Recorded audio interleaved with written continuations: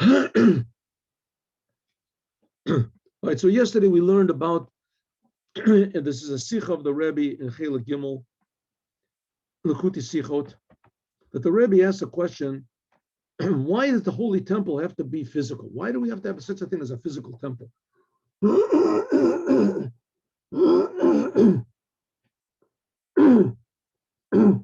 Isn't it good enough just our heart? We have it. Say, okay, maybe we can understand it because the one of the main commandments in Judaism were the sacrifices.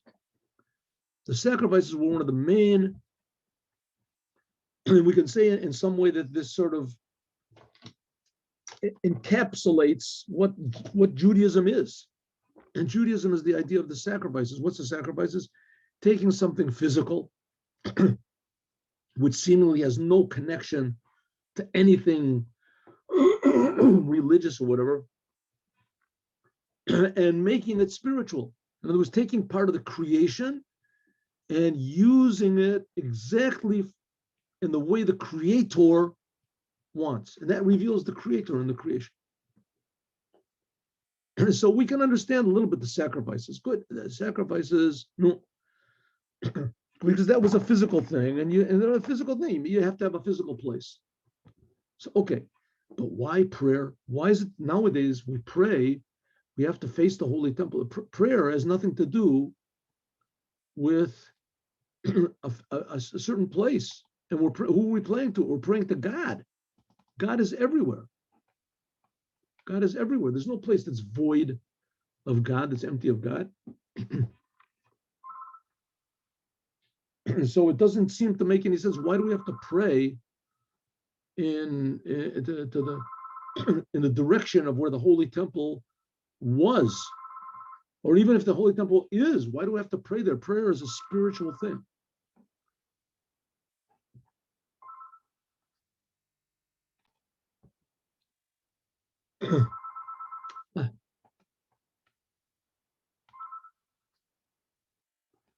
Al Pizeh, according to this, I'm sorry, 1 second, this phone is ringing.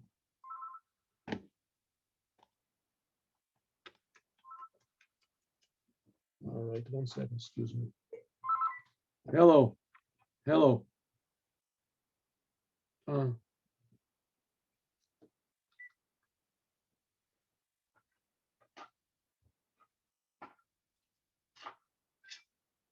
right, I'm sorry.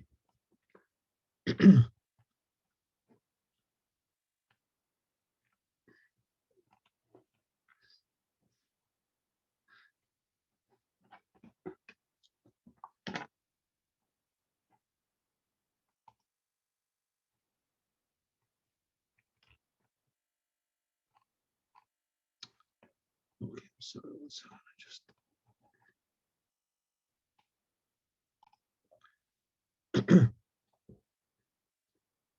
the beer in them, the explanation is like this. Why do we have to pray in a certain direction where the Holy Temple was? Prayer is to God, and God is everywhere. God is not limited. Is there beer? The explanation is like this, like Bavusta Kalal, according to the known principle in Judaism, call a gavoa biyoter yored lamata yoter. That which is the highest has the ability to come down the lowest. Altvas is gor hoich kumt arab dor davgan the nidrich. That which is the highest can come down to the lowest. Das gufa was der shechanti betocham is verbunden mit der begrenzte makom gashmi. The fact that God wants to dwell in a specific, limited physical place is above as this shows as da wird nimshach agor hecher madrega. This is a tremendously high level. Was can this galavern, which can be revealed only in this physical world, in the lowest place.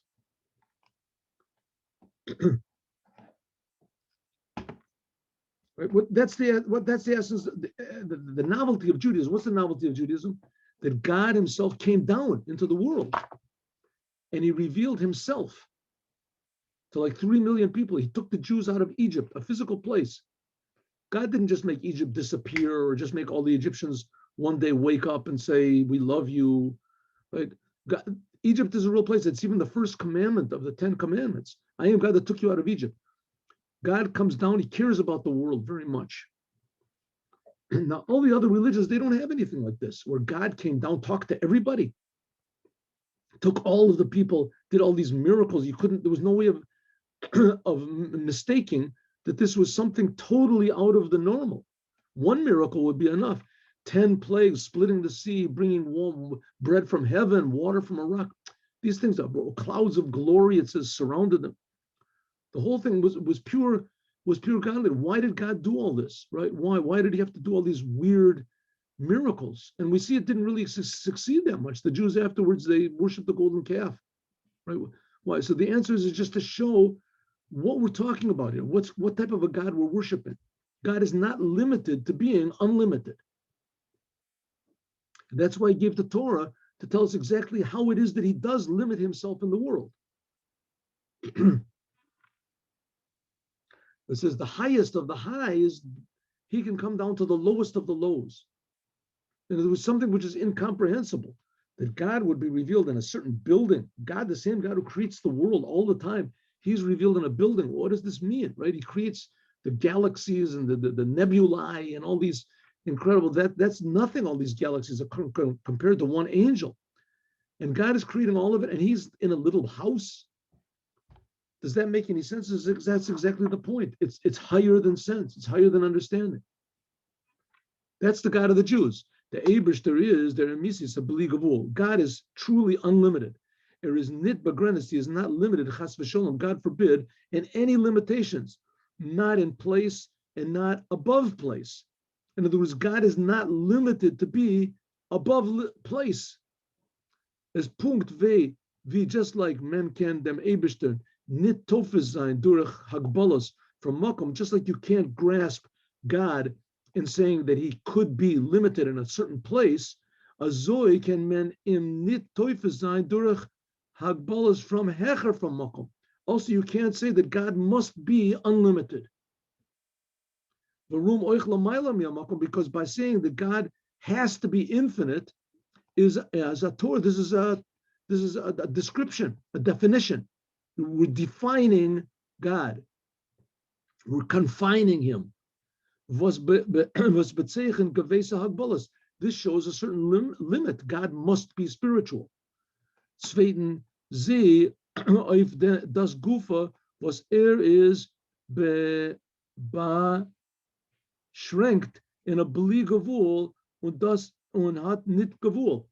By saying that God is limited, right? That he must be unlimited. He must be unlimited. He must be infinite. He cannot be finite. This is limiting God. This is really the basis of all idolatry. This is really the basis of all idolatry. That God is so far away, and he's so infinite, and he's so incredibly distant and spiritual that it's impossible for us to connect directly to him. And therefore, we have to have a person in the middle. We have to have a star. We have to have a power. We have to have a something. Right? That's the only way we can connect. That's idolatry. That's what idolatry is. That's all the religions in the world, right? Basically, is trying to limit God and making him unlimited. That God has to be without any definition. Well, that's, it's a good idea. It's very popular. It's very inspiring, but it's not true. When they're Eibishter, the fact is God is dach hecher from yeder Torah. God is higher from any description. Was begrenzt, which limits him. Nor dort vu kumen es kumen sich zu neuf makom und lamayla mi makom. Right. All we can say is that God is limited.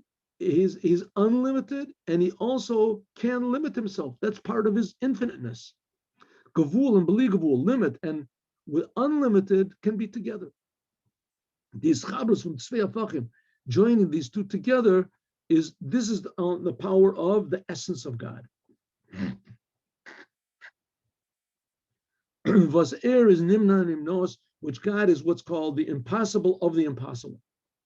When is mechaber, and God can join these two opposites together.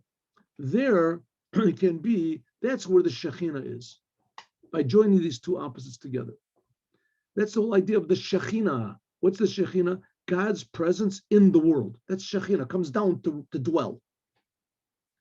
This is the whole novelty of the holy temple, the tabernacle and the temple. From Ein Zayt on one side, it is a certain place and it's limited in the world. And just like the limiteds of the world in the Arios, like it is in the curtains, the Karushim, the Adonim, and the materials that it's made of are also very limited. And not only are they limited, they're extremely limited. They have to be totally according to the specifications. If they're not, then it's disqualified, right? If it's made from the wrong materials, you decide instead of making the walls from what's a cedar wood, it's a shittim wood, is you want to make it from gold. You want to make it from diamonds, right? It's worth 10,000 times more than the wood is. You did it's a sin. You did a wrong thing. It's not a holy temple. You can't do the work there. It has to be very, very exact. Crushing, madarim, the boards, the sockets, the supporting sockets, in them binyan from Beis Hamikdash, and in that building, and also in the building of the Beis Hamikdash. Oich the Kliya Mishkan, also the vessels that were used there, they had a very, very specific measure. Nachmer, even more, the Medida, this measure. Hat gemuz zayin a pinkliche. It had to be very, very exact. Leuten angeven genui in Dinei Torah, according to exactly the specifications of the laws of the Torah. Und zusammen damit, but together with all this tremendous limitation and definition, and how do you say, the what do you call it? The specifications have to be very, very exact. Darmid is men in the Mishkan was the revelation, Begila any basar. The physical eyes could see there in the Medida Gufa Hatit, that in this limitation was oisgedrikt, was revealed above limitation and boundary. In other words, infinity was revealed inside of finiteness. So in a way, the fact that God revealed himself infinite, that was an amazing miracle. But the fact that he revealed himself, that was like it wasn't in the plagues, the splitting the sea. It's like unlimited, right? Just God, wherever it is, he just throw out a miracle over there, just bring bread from heaven, and everything was unlimited, right? But in the holy temple, so that was godliness, but it wasn't really the essence of godliness. And even more on Mount Sinai, it says there was so unlimited over there that everybody's souls jumped out of their body. True, they had all these limitations that they couldn't go near the mountain, and they had all these criterion. They had the preparations they had to make before they got the revelation. But still, when it came in the holy temple, and everything was revealed, was tremendously limited, and there was also the revelation, the same revelation as on Mount Sinai. This was even a higher level. This is even a higher level. Limit and unlimit together. Their chibur, the joining from limit with unlimited together, like in the Mishnah tells us about the 10 miracles that were in the holy temple in the Beis Hamikdash, and especially in the Holy of Holies. That was the main thing in the holy temple, especially according to the Ramban. We said is the Holy of Holies. That was the place. There was an amazing miracle there. What was the miracle? The miracle was that the place of the ark was unmeasurable. What does it mean it was unmeasurable? It says it was there. The ark was very exact. Chach der Aaron, the ark that contained the holy the tablets that we're talking about in the Mimer in the morning. Had gahat the mas from amasayim v'chetzi. It had to be exactly 2.5 amas. An amma is like about 1.5 feet. 2.5 amas long and 1.5 amas high and 1.5 amas deep. It had to be exactly that. If it deviated, then it had to be fixed up, or it was totally unusable. From deswegen, nevertheless, even though it was so exact, hat nid farnumen kein Ort when men hat gemast the 20 island from Kodesh Kodashim. When they measured, we talked about this before, the room of the Holy of Holies was 20 amas wide, 20 amas wide. And the ark was put lengthwise. It was put, what do you call it, widthwise in the Holy Temple. So that when you, in the Holy of Holies, so that when the Kohen went in on Yom Kippur, he saw the long side of the ark was facing him. The long side of the ark, that was facing him. The long side of the ark was 2.5 amas long, right? So it says once a year they would lower people down to clean out the Holy of Holies, to clean it out, to dust it out, whatever, to paint it, whatever they would do, they would lower them down the roof. Well, when they would measure from one end of the ark to the wall and the other end of the ark to the wall, so it should have been that it was from one end of the ark to the wall, it should have been like a little bit less than 9 amas. The whole room was 20 amas, right? So if you measure, let's say, from the center of the room without the ark there to one wall, it's 10 amas. From the center of the room to the other, it's 10 amas. But when you put the ark there, so it takes up some space, right? It says, well, it didn't. If you measured from the end of the ark to the wall, there was 10 amas. And from the end of the other ark, the other end of the ark to the wall was 10 amas. So it ended up that the ark didn't take up any place, right? When you measured from the ends, it was the same thing as if it wasn't there at all. But it had to be there. It had to be very exact. It was very important. That was the essence of the Holy of Holies, that it was there. So was it there or was it not there? So the answer is yes. It was there and it wasn't there at the same time. Was sich dort angedrückt, which this expresses the Gila in a revealed way, the power from the essence of God. Was davka air, which the essence of God can mechaber, can join both of these opposites of place and no place. Und the Reber, and therefore Hatman oich verbunden korbanos, therefore the sacrifices and the prayer has to be in that place of the temple. Why? Because we're not just praying to a place. We're praying to above place and place. This is the place. This place was where above limit and limit could be joined, which that's higher than both together. Because above limit means that God is unlimited, he's infinite. And limit is exactly the opposite. To join both of them together, this is a power which is above both of them. And that's why we pray. Val di avoda, because the service of sacrifices and also of prayer is to darlangen, is to reach in their darga such a level of godliness which is higher from any description. When men can in nit not mitair, you cannot describe it even with the idea of unlimitedness.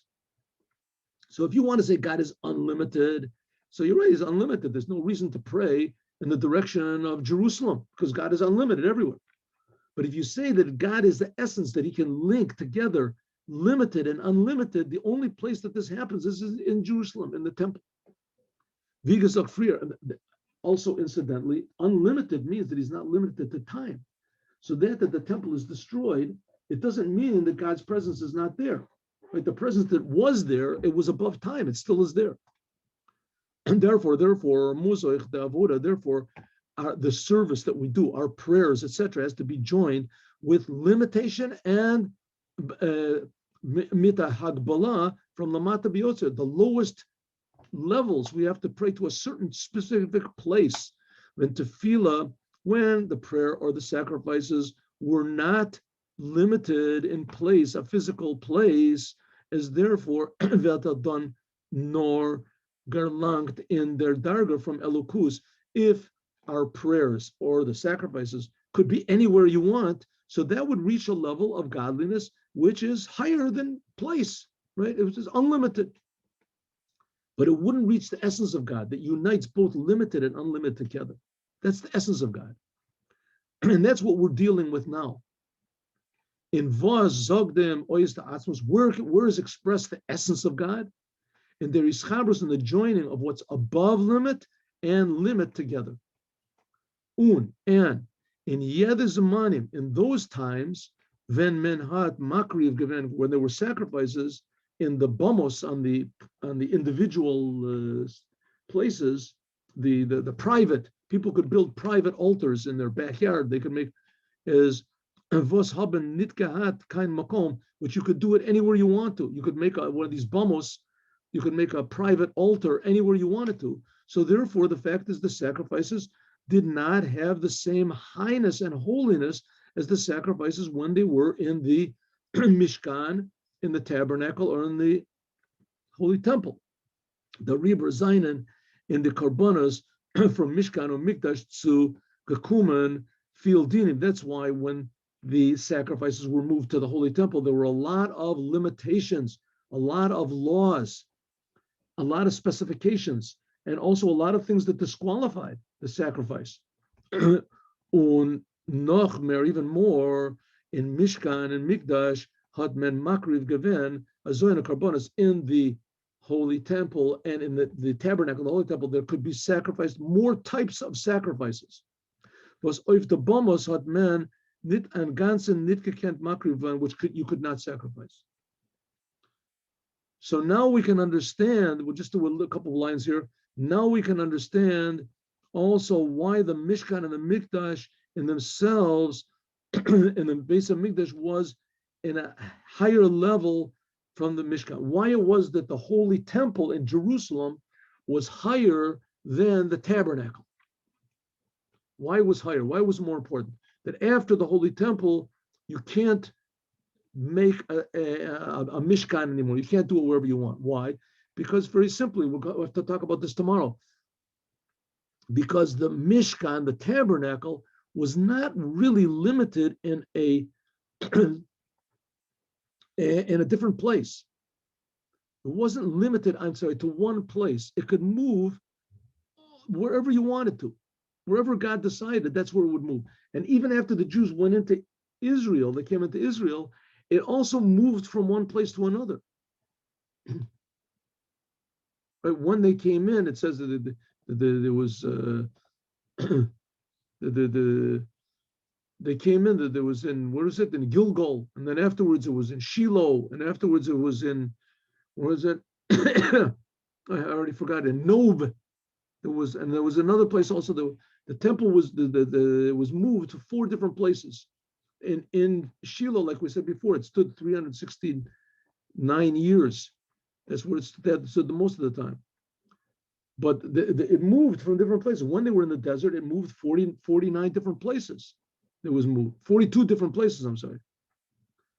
So therefore, this says the main, and also in the desert, the tabernacle, it was made from wood. From the main walls were made of wood. And there was the furs on top of it, which is not the case. The Holy Temple. The Holy Temple was stuck in one place. It couldn't move, and also it was all made from stone. The whole thing was made from stone. There was no animals in there or even plants, wood. It says there was a couple of beams. So that's just, the lower the thing is, that means that the higher the source is, the higher in the essence of God, the more is being joined finite and infinite together. As we'll talk about more, God willing, tomorrow.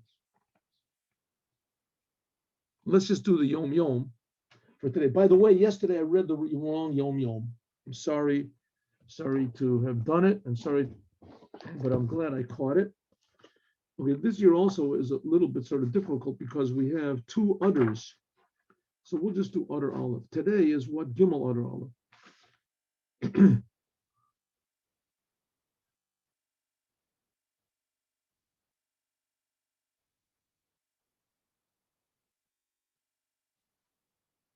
All right. The Alter Rebbe, he commanded, he said like this: the mitzvah of loving every Jew, it means even to a Jewish child that you never even saw him before.